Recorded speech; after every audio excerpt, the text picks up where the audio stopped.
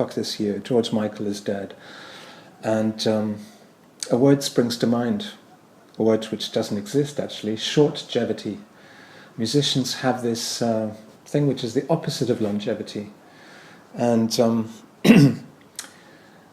it's almost got to the point where you'd think that Apple would be including an RIP key in the new touch bar in their new models so that people could just hit RIP with a single stroke in their social media posts, because it's coming so fast and furious, this celebrity death thing. What does it mean, and why are celebrities so short-lived? George Michael is not one of the big ones for me. Obviously, David Bowie was the celebrity death of the year and of my entire life, because he's been my lodestar. George Michael, I think I admired one of his songs, which was A Different Corner, quite an interesting song about parallel worlds, a what if song. But I think David Sylvian's probably the artier, more sensitive, quieter version of George Michael, but that same generation. Sometimes they looked a little bit similar in there. It seemed like George Michael was copying some of David Sylvian's, the pictures that Yuko Fuji took of David Sylvian walking through avenues of trees. The picture inside the vinyl of Different Corner looks very much like a David Sylvian picture, but everybody in those days looked like Princess Diana with that same floppy hairstyle. I can understand that there's a resonance for people in their 30s now, or their 40s. I'm essentially the same age. 53 is a ridiculously young age to die, but why do these people die at such early ages? And a very interesting study done by an academic, Diana Kenny, professor of psychology and music at the University of Sydney, who discovered that the optimal age of death, the most typical age of death of people who've had success in pop music, is 56, which happens to be the age I'm at now. She studied popular musicians' lifespans across 7 decades, and she found that musicians lived up to 25 years shorter than the comparable US population anyway. Accidental death rates were between 5 and 10 times greater. Suicide rates were between 2 and 7 times greater. We don't know yet if George Michael was a suicide. And homicide rates were up to 8 times greater than the US population. She also found that having a number one album in the British charts correlates to a 2 to 3-fold increase in risk of death between 20 and 39 years compared with the general UK population. She also found some interesting things about how usually success, the damaging effects of success, which are obviously related to alcohol and drug consumption, all the usual stuff. People who are successful think they're made and start living recklessly and joyfully, I guess, in a sense. They take drugs, they drive cars fast and dangerously. They have a personal doctor often who prescribes painkillers, in the case of Prince and Michael Jackson, which they take incorrectly or mistakenly. They drink, wreck their inner organs, Lou Reed, David Bowie. They smoke crack cocaine in public toilets. They engage in high-risk sex. They fly private planes with pilots who have dubious flying licenses. They ride their hoverboards through swamps. They live in high buildings and fall out of windows. They diss their fellow artists and get shot. All sorts of reasons for their mortality. But I think moderation and longevity are very underestimated. I'm a fan of people living as long as possible and continuing, like Leonard Cohen, who was exemplary in this fashion, to be productive to the very end. Bowie also, although it wasn't a very late end. He was a young old man. So Diana Kenny concludes that the pop music scene fails to provide boundaries and to model and expect acceptable behavior. It actually does the reverse. It valorizes outrageous behavior and the acting out of aggressive, sexual and destructive impulses that most of us dare only live out in fantasy. That's interesting because it imposes this model of a kind of high-risk minority group who are living fast and dying young almost on our behalf, that we have these fantasies of a destructive, hedonistic lifestyle which we can't afford. We don't have the time nor the money to indulge in drugs and alcohol and easy sex. And so we let other people do it for us. We're sort of watching them on TV, watching them on the internet.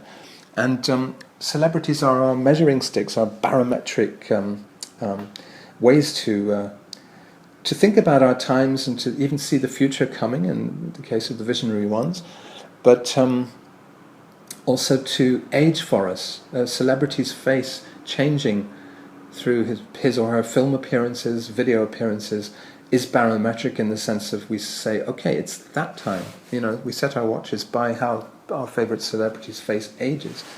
And David Bowie once said something on Parkinson. He said, well, we're the first generation of rock stars to have got old, and the younger ones are watching us to see how we cope with it, how we're dealing with it. So, here we are. I think he said Travis, because Travis was this band who'd made an album called The Man Who ...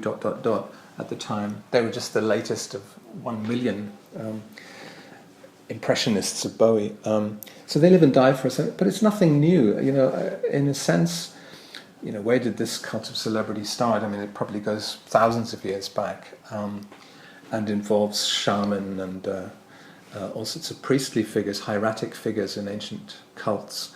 But Lord Byron in the West, in Britain, Lord Byron was a good example of someone who was mad, bad and dangerous to know, and died young in sort of romantic circumstances, fighting for the independence of Greece, crazily enough, after having, and then was refused a burial in Westminster Abbey because he was too immoral. He was considered to have been simply too immoral, had too much sex with too many women and men.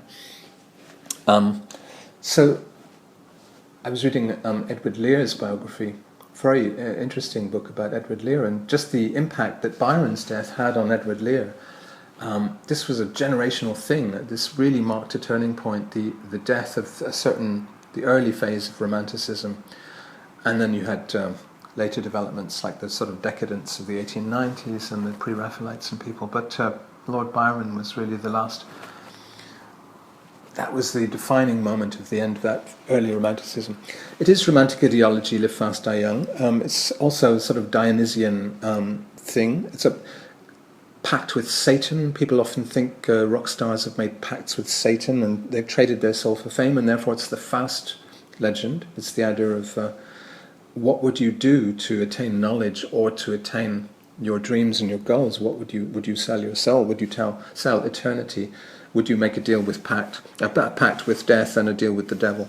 But since in a way, celebrities are dying for our sins or the sins we would like to commit, there's something also Christ-like about it, and the idea of a sacrifice of sort of extraterrestrial celebrity who falls to earth, is sent to earth by his cosmic and divine Father, and we don't understand and kill, but then who dies for us. It's a sacrifice, and we're somehow enriched by this death, which is an exemplary death. So it's a Christian image as well, and relates to sacrifice. So I would say, in another sense, every celebrity is always already dead, and because they're mediated to us through electronic media, which are already somewhat ghostly, and the difference between a dead celebrity and a living celebrity is actually razor thin. I never met David Bowie, so in a sense for me he's more alive now. He's electronically mediated to me every single day, and will be even more so next month, because of course there'll be anniversary celebrations, documentaries, etc., etc. There's a big one about his last 5 years coming up. And so in a sense, when they die, they become even more alive in the electronic media sphere. And this is something that Edison, when he invented the phonograph, was making a selling point of record players. The really early record players were sold to you as a way to memorialize your dead relatives, that you would record them while they were alive, and then you could still hear their voices when they were dead, which at the time must have seemed an incredibly spooky thing, a sort of unhealthily spooky thing to actually sit there listening to Grandpa, listening to his voice. And now we take it entirely for granted. I listen a lot to BBC Radio 4 Extra, which is nothing but the archives of the BBC, and therefore it's nothing but the voices of dead people. If you think about that, it's a sort of oral graveyard, which is deeply spooky and troubling.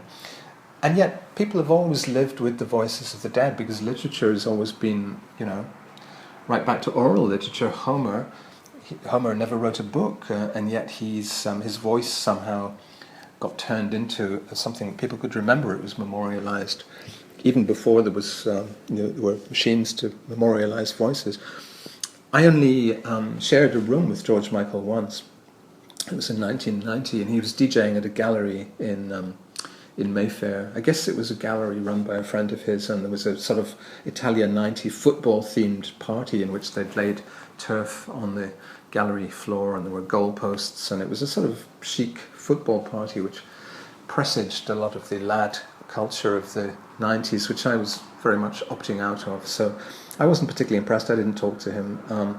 He hadn't ever really been on my radar artistically. The people I'm scared of dying next, it's probably unlucky even to say this, I'm going to touch wood, Joni Mitchell, Jean-Luc Godard, all these people. See, people will keep dying in 2017 because it is a generational shift, I think. We're now only going through what our parents and grandparents went through when people like David Niven or, Frank Sinatra died. These were people who were huge for them. It's going to keep happening because the people who have culturally defined the post-war and postmodern era are all now geriatric, and this is something I've observed for a long time with the so-called rise of retro-necro rock magazines, where every rock magazine was suddenly about either dead people or people on their last legs, and it was all about let's look at the wrinkles and let's look at how they're coping with Alzheimer's and their Zimmer frames and things.